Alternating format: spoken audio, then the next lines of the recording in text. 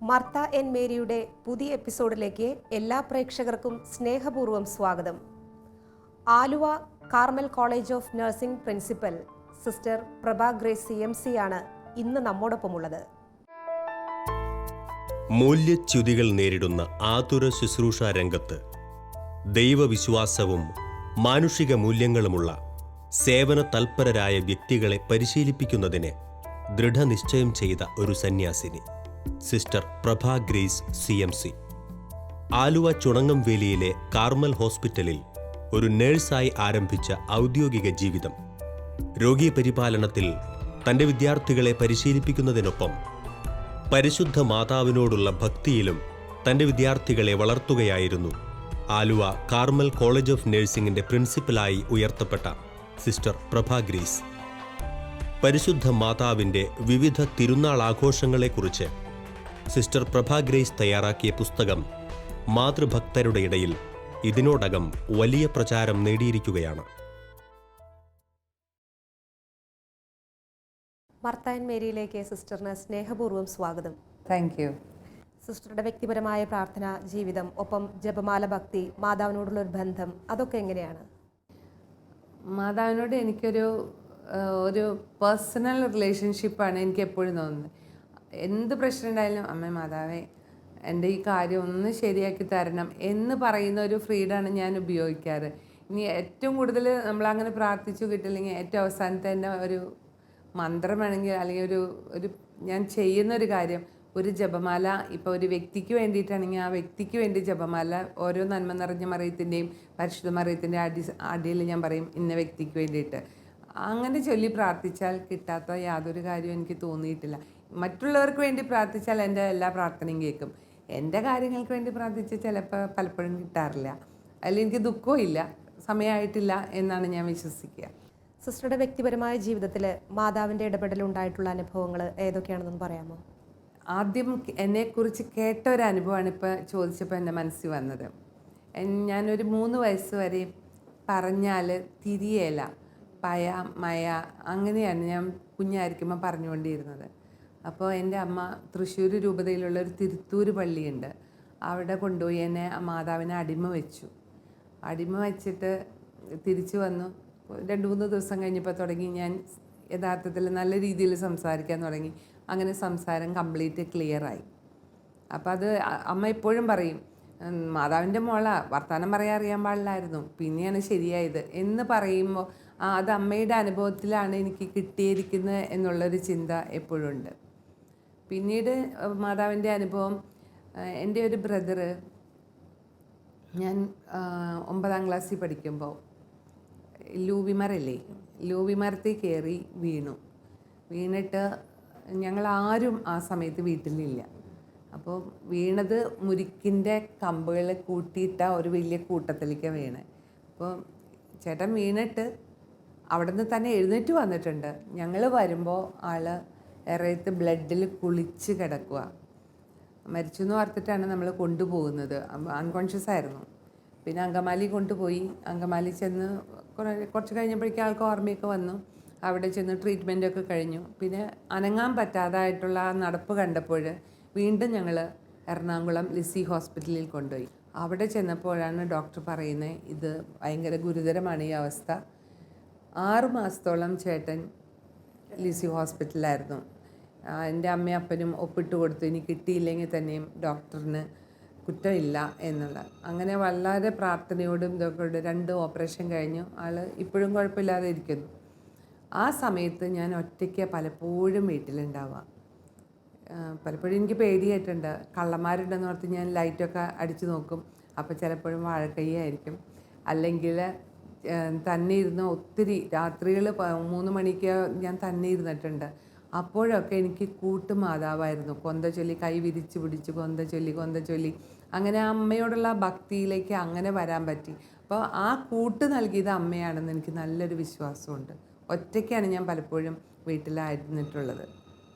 ആ സമയത്തൊക്കെ എന്നെ ഉപദ്രവിക്കാനെന്നുള്ള മട്ടിൽ ഞാൻ പലപ്പോഴും അവിടെ ബോയ്സൊക്കെ പറമ്പിലൊക്കെ വരുന്നത് ഞാൻ കണ്ടിട്ടുണ്ട്. പക്ഷേ ഞാൻ എപ്പോഴും അമ്മ പറഞ്ഞിട്ടുണ്ട്, നീ വാതിൽ കുറ്റിയിട്ടിട്ടേ ഇരിക്കാവുള്ളൂ വീട്ടിലെന്ന്. അതുകൊണ്ട് എനിക്ക് നല്ല ധൈര്യമാണ്. ആർക്കും വാതിൽ ചവിട്ടി പൊളിക്കാനൊന്നും പറ്റുകയല്ലോ. പക്ഷേ എനിക്ക് നല്ലൊരു സംരക്ഷണം മാതാവ് തന്നിട്ടുണ്ട്. അത് വലിയൊരു അനുഭവമാണ് എനിക്ക്.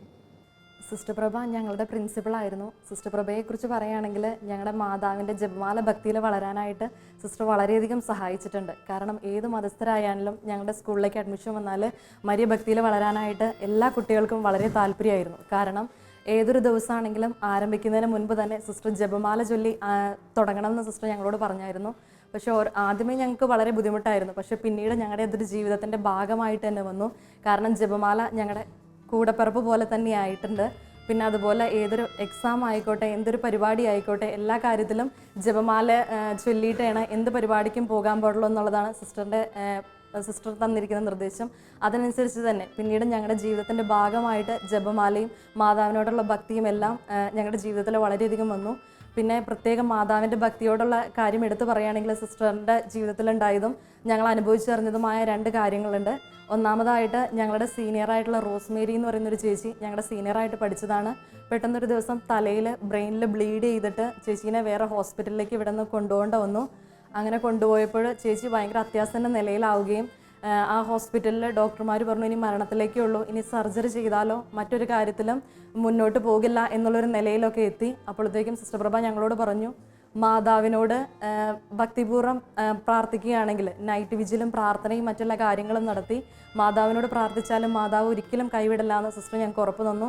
അങ്ങനെ ഞങ്ങളുടെ ബാച്ചും ഇവിടെയുള്ള കുട്ടികളെല്ലാവരും കൂടി ഇരുന്ന് നല്ല രീതിയിൽ പ്രാർത്ഥന മുന്നോട്ട് നടത്തി. അങ്ങനെ നൈറ്റും ഡേയും എല്ലാം ഫുൾ ടൈം ഞങ്ങൾ മാതാവിനോട് ജപമാല ചൊല്ലി കരഞ്ഞ് പ്രാർത്ഥിക്കുകയായിരുന്നു. അതിൻ്റെ ഫലം എന്നോട് പറയട്ടെ, 27 ദിവസത്തിന് ശേഷം ചേച്ചി സാധാരണ സുഖമായിട്ടുള്ള രൂപത്തിലേക്ക് വന്നു. സർജറി വേണ്ടി വന്നില്ല, വേറെ ബുദ്ധിമുട്ടുകളൊന്നും കൂടാതെ കുറച്ച് ദിവസം ICUയിൽ കിടന്നു എന്ന് മാത്രമേ ഉള്ളൂ. അതിനുശേഷം സാധാരണഗതിയിൽ ഞങ്ങളുടെ ജീവിതത്തിലേക്ക് ഞങ്ങളോടൊപ്പം സീനിയറായിട്ട് നിന്ന് തന്നെ ചേച്ചി പിന്നീട് ക്ലാസ്സുകൾ കംപ്ലീറ്റ് ആക്കുകയും എക്സാം എഴുതുകയും ഒക്കെ ചെയ്തു. ഞങ്ങൾക്കത് വിശ്വസിക്കാവുന്നതിലപ്പുറമായിരുന്നു. കാരണം ഞങ്ങളെല്ലാവരും ഇത്രയും സീരിയസ് ആയിട്ടുള്ള നിലയിൽ അല്ലെങ്കിൽ ചേച്ചി മരിക്കും എന്നൊക്കെ പറഞ്ഞ് ഞങ്ങൾ അത്രയും പേടിച്ചു പോയൊരു നിമിഷമായിരുന്നു.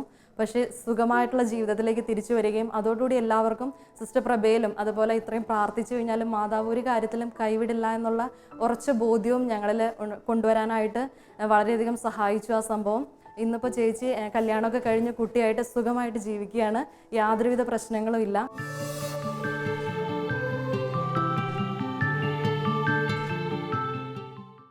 ഉള്ളിൽ മാതാവ് നിറഞ്ഞു നിൽക്കുന്ന ഒരു അവസ്ഥയിലാണ് എപ്പോഴും സിസ്റ്ററുടെ ഒരു ജീവിതം. ആ കരുത്ത് പകരുന്ന അതെന്നുള്ള സംസാരത്തിൽ നിന്ന് എനിക്ക് മനസ്സിലായി. ഇപ്പോൾ മാതാവിനെ കുറിച്ച് പ്രഭാഷണങ്ങൾ നടത്തിയ ഒരാളാണ് സിസ്റ്റർ. ആ പ്രഭാഷണങ്ങളെ കുറിച്ചൊന്ന് പറയാമോ? ഞാൻ ആദ്യമായിട്ട് പ്രഭാഷണം നടത്തുന്നത് 1995-കളിലാണ്. ആദ്യം പറഞ്ഞതും മാതാവിനെക്കുറിച്ച് തന്നെയാണ്. അത് ഞാൻ കാലടി അടുത്തുള്ള ദിവ്യകാരുണ്യാശ്രമത്തിലാണ് ഞാൻ ആദ്യം പറയുന്നത്. പിന്നീട് അങ്ങോട്ട് പല സ്ഥലങ്ങളിലും പോയി മാതാവിനെക്കുറിച്ച് പറയും. മാതാവിനെക്കുറിച്ച് പറയുമ്പോൾ അതിനോട് ചേർത്ത് ഞാൻ അബോർഷനും കൂടെ പറഞ്ഞിട്ടുണ്ടെങ്കിൽ പലപ്പോഴും എനിക്ക് പോട്ടയിൽ വെച്ച അനുഭവം ഉണ്ടായിട്ടുള്ളത്. പോട്ട ആശ്രമത്തിൽ ചെന്ന് വചനം പങ്കുവെച്ച് ഈ അബോർഷനോട് ചേർത്ത് എന്തെങ്കിലും ഞാൻ പറഞ്ഞിട്ടുണ്ടെങ്കിൽ അന്ന് സുഗന്ധാഭിഷേകം ഉണ്ടായിട്ടുണ്ട് അവിടെ. ഭയങ്കര ഒരു അനുഭവമായിരിക്കും. അത് പറഞ്ഞു കഴിയുമ്പോഴേക്കും ഒന്നുകിൽ കുറേ പേര് എന്നോട് വന്ന് പറയും, ഞങ്ങൾ ഇനി എന്താ ചെയ്യേണ്ടത്, ഞങ്ങൾക്ക് തെറ്റുപറ്റിപ്പോയി, അല്ലെങ്കിൽ ഞാൻ ഇന്നത് ചെയ്യാനിരുന്നതായിരുന്നു, പക്ഷേ ഇതുപോലെ ഞാനൊരു ദിവസം ആരുടെയോ ക്ലാസ് കേട്ടു, ഞാൻ ചെയ്തിട്ടില്ല, അല്ലെങ്കിൽ സിസ്റ്റർ അന്ന് അവിടെ പറഞ്ഞപ്പോൾ ഞാനത് കേട്ടു, ഞാൻ ചെയ്തില്ല. അങ്ങനെ പറയുന്ന ഒരു അനുഭവം എനിക്കുണ്ടായിട്ടുണ്ട്. മാതാവ് എൻ്റെ ടോക്കുകളിൽ സംപ്രീതയാണെന്ന് എനിക്കതിലൂടെ മനസ്സിലായിട്ടുണ്ട് പലപ്പോഴും. രൂപതയുടെ ഈ ഇവാഞ്ചലൈസേഷൻ ടീമായിട്ടുള്ള സിസ്റ്റർ പ്രവർത്തനങ്ങളെ കുറിച്ചുള്ള ഒരു അനുഭവം എങ്ങനെയാണ്? അപ്പം 2000 ജൂബിലി ജോൺ പോൾ മാർപ്പാപ്പ പ്രഖ്യാപിച്ചത് ഞാൻ പത്രത്തിൽ ആദ്യം വായിച്ചു. അന്നേരത്ത് അത് വായിച്ചുകൊണ്ടിരിക്കലേ അതിൽ ഒരു കമ്പനിക്കാരുടെ പരസ്യം ഉണ്ടായിരുന്നു, ഈ കർത്താവിൻ്റെ പടം വെച്ചിട്ട് വാച്ച്. ഇതിൻ്റെ അടുത്ത് തന്നെയായിട്ടാണ് ഞാൻ ഓർക്കുന്നത്.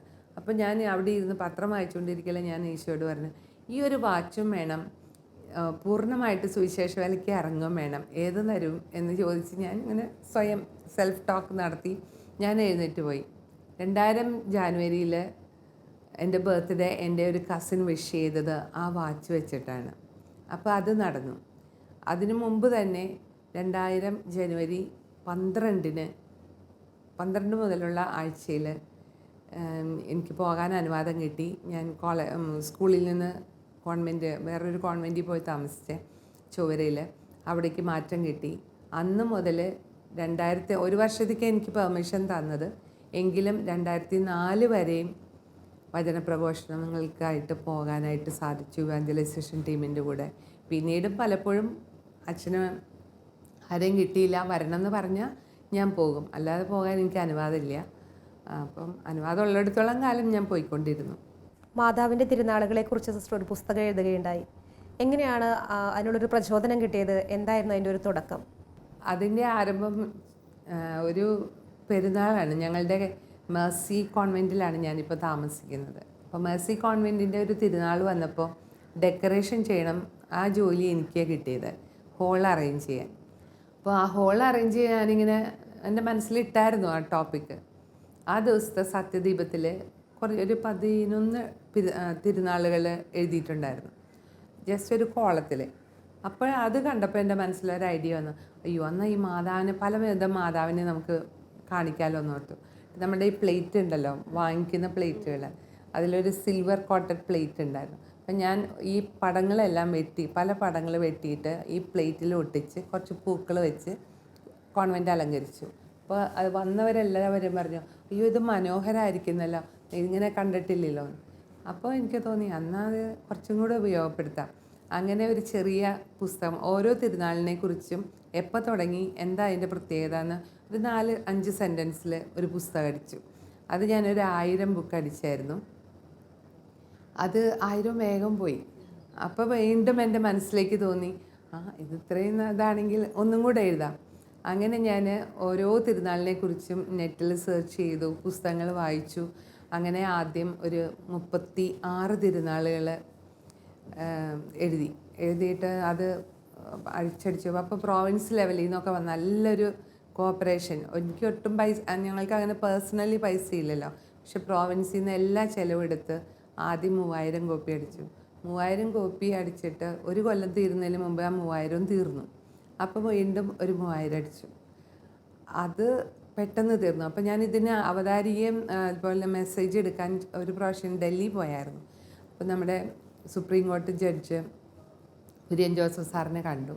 ഞാൻ പറഞ്ഞു, ഞാനിങ്ങനെ ഒരു പുസ്തകം എഴുതുന്നുണ്ട്, എനിക്കൊരു സന്ദേശം തരാമോ എന്ന് ചോദിച്ചു.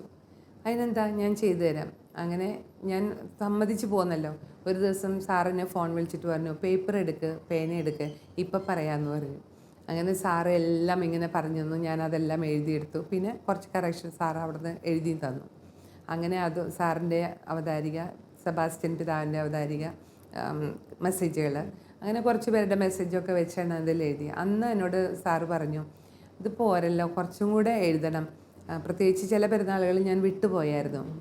പാലക്കാട് കഞ്ചിക്കോടത്തെ, പിന്നെ തൊടുപുഴയിലെ ഡിവൈൻ മേഴ്സി, അതൊക്കെ ഞാൻ വിട്ടുപോയായിരുന്നു. അപ്പോൾ അതും കൂടെ വെച്ച് എഴുതണം. അപ്പോൾ അതെൻ്റെ മനസ്സിൽ കിടപ്പുണ്ടായിരുന്നു. അപ്പോൾ ഈ 6000 കോപ്പി അടിച്ചു കഴിഞ്ഞപ്പോൾ ഞാൻ വിചാരിച്ചു, അന്ന് ഇനി ഇത് കുറച്ചും കൂടെ കൂട്ടി എഴുതാം.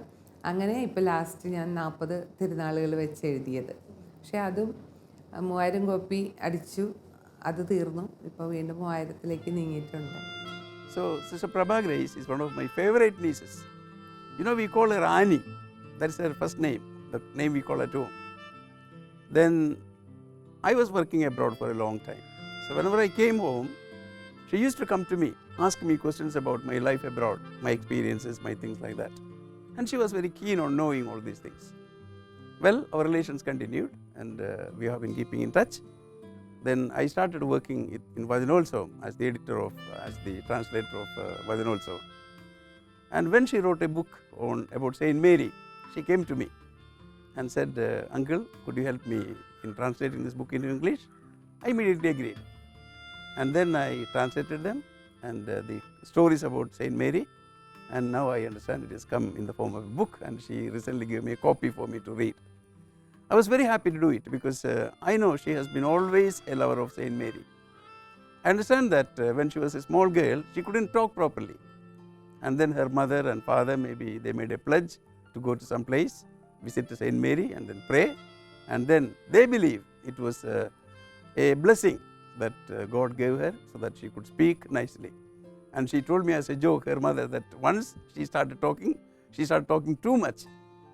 And I believe now she is even a preacher. Sometimes she speaks in various venues about religion, about piety, about Jesus, about Mary, and she is a good speaker, I understand. So I have nothing more to say, that I wish her all the best, and I hope people will enjoy reading her book, which is well written and which is well researched, and you can get more knowledge about Saint Mary and the work she has been doing all around the world.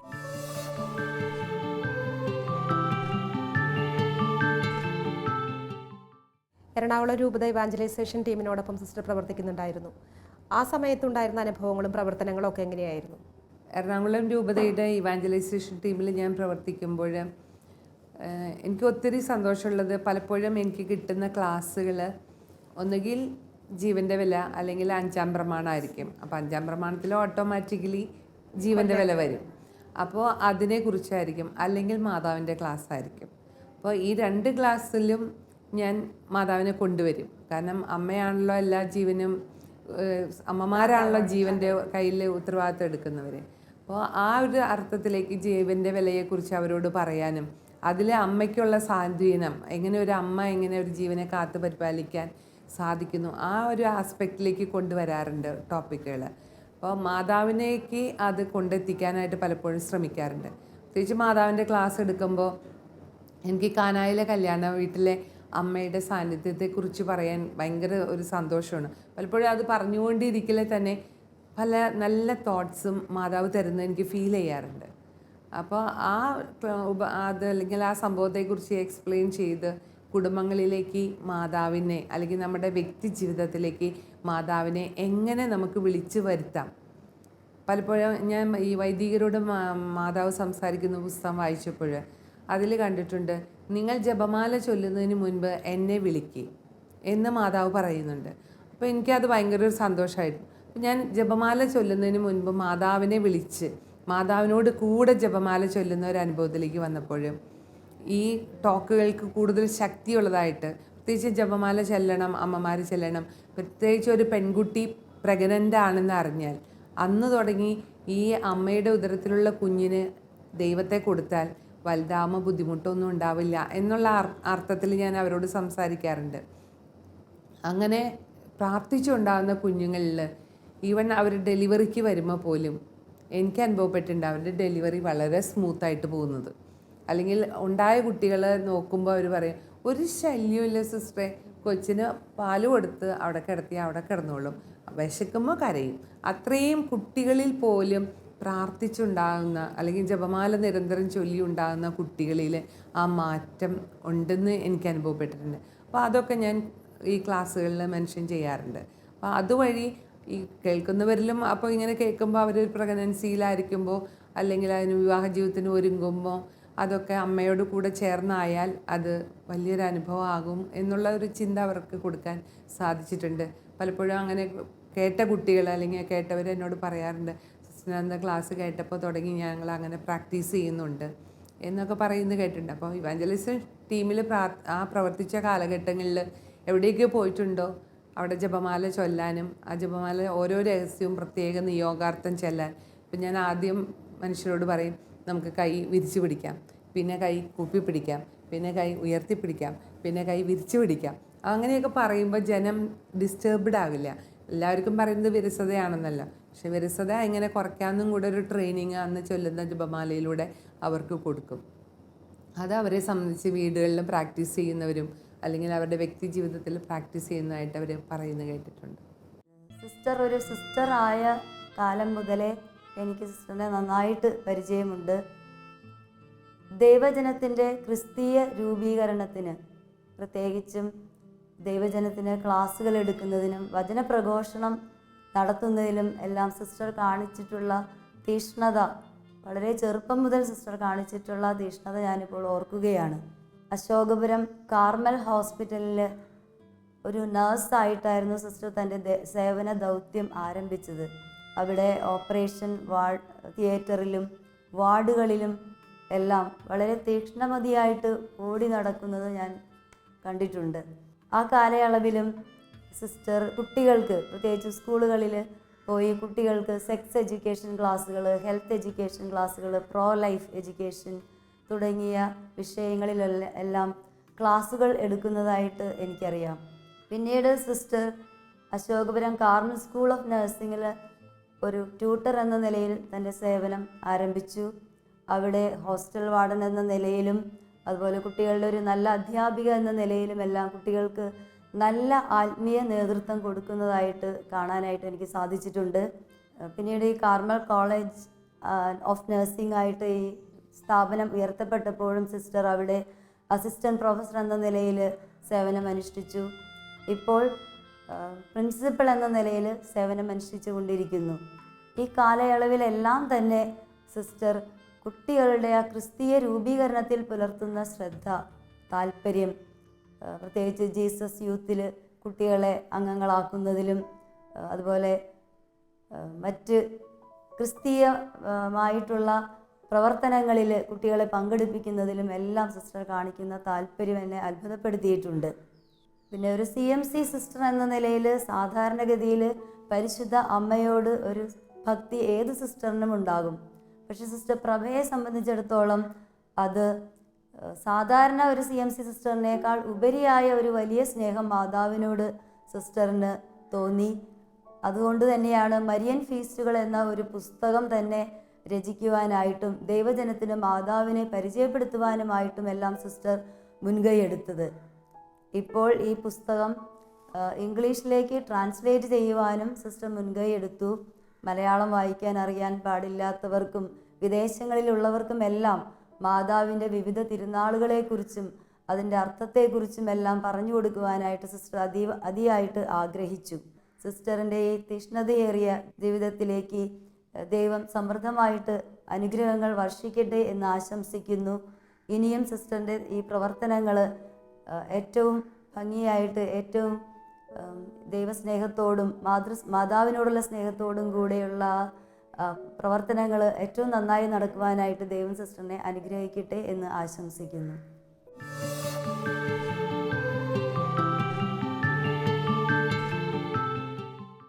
പഠിക്കാൻ seat കിട്ടുമ്പോൾ വിഷമിച്ചിരുന്നൊരു വ്യക്തിയായിരുന്നു. അതായത് തീരെ പഠിക്കാൻ ഇഷ്ടമില്ലാത്തൊരു വ്യക്തിയായിരുന്നു sister.